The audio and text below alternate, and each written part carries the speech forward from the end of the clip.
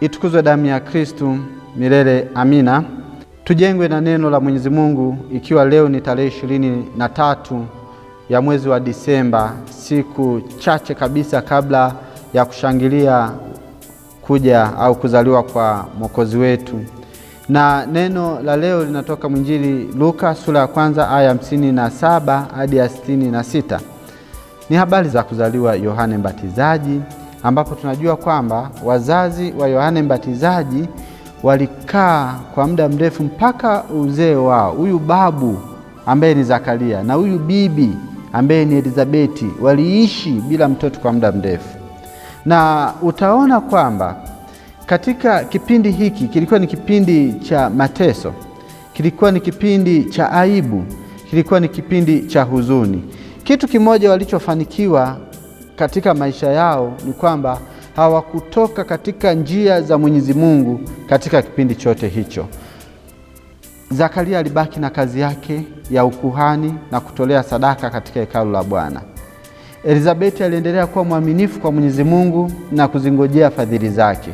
Hawakutoka. Sisi tunapokosa watoto, tunapokosa tulichokiomba, tunakimbilia wapi?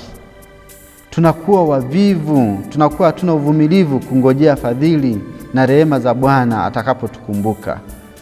Tunakuwa hatuna uvumilivu katika mapenzi ya Mwenyezi Mungu.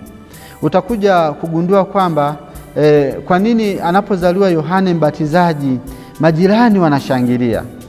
Ni funzo kwamba hiki kitendo cha kutokuwa na mtoto kwa hawa wazazi, kumbe hata majirani waliwaonea huruma hawa wakina Zakaria pamoja na Elizabeti. Walikuwa wanasononeka pamoja nao kwamba shida ya Elizabeti na Zakaria haikuwa shida yao wenyewe, bali ilikuwa ni shida ya jamii nzima. Saa hizi katika jamii zetu, ndugu zangu, shida yako ni shida yako mwenyewe, furaha yako ni furaha yako mwenyewe. Tumejizungushia mageti, tumejifungia kwamba tunateseka wenyewe mpaka tunakufa kwa sonona. Hatuwezi tukawashirikisha shida zetu kwa wengine, na hata kama tukishirikisha tunakuwa tumejitangaza, wanatusema vibaya baada ya kuingia katika viatu vyetu. Tuondoke na jambo moja kwamba kilio cha mwenzako kiwe kilio chako pia, furaha ya mwenzako iwe furaha yako pia. Kilio cha Elizabeti kwa kutokupata mtoto kilikuwa ni kilio cha majirani zake. Baadaye furaha yake ya kupata mtoto ikawa ni furaha hata ya majirani zake. Tunasikia leo kwamba majirani zake wakafurahi kwa yeye kupata mtoto. Baada ya siku 8 mtoto alitahiriwa. Ni agano kwamba ili lililowekwa na Mungu na wana wa Israeli kwamba kwa kutahiriwa kwao wanakufanyika kuwa watu wake Mwenyezi Mungu. Sisi katika agano jipya, maana yake kwa kutahiriwa mioyo yetu, kutoa makandokando yanayoharibu mioyo yetu kwamba iwe tayari kumpokea Mwokozi. Hapo hapo tunafanyika kuwa agano na kuwa tayari kumpokea Mwokozi, ambaye mioyo yetu inafanyika kuwa kama hori tupu, haina mawaa, haina makandokando. Tumeshajipatanisha na Mwokozi, tayari tunafanyika watu wake Mwenyezi Mungu. Tumebatizwa, lakini pia mioyo yetu iko tayari kumpokea Mwokozi. Kuitahiri mioyo yetu kwa kuacha yale yanayokinzana na mapenzi yake. Ndugu zangu, nina staajabu sana kwa habari za Zakaria. Nini kilichomfanya Zakaria awe bubu? Na nini kilichomfanya Zakaria aongee?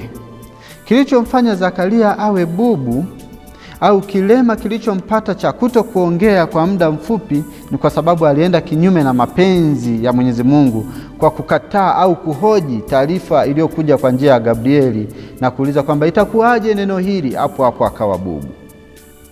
Na kilichomfanya kuongea ni kukubali mapenzi ya Mwenyezi Mungu kwamba mtoto huyu aitwe Yohane, akaandika kwenye kibao Yohane, japokuwa alikuwa ni bubu, na hapo hapo akaongea. Kuna baadhi ya vilema tunajitakia, ndugu zangu, habari za mambo matakatifu, mambo ya kimungu, mambo ya kutafuta ishara kwa mapenzi ya Mwenyezi Mungu. Baadhi ya ishara hizo tunazozililia kila siku zitatugharimu sisi. Muulize Zakaria, alitaka ishara. Itakuwaje neno hili kwa habari ya sisi ambao ni wazee sana? Mimi ni babu, mke wangu ni bibi, tutapataje mtoto? Litakuwaje neno hili? Anadai ishara. Ishara ikamgharimu, akawa bubu. tunashindwa kuamini neno la Mwenyezi Mungu. Tunalilia ishara kila siku, tunazitafuta mchana na usiku. Ishara hizo zitakugharimu.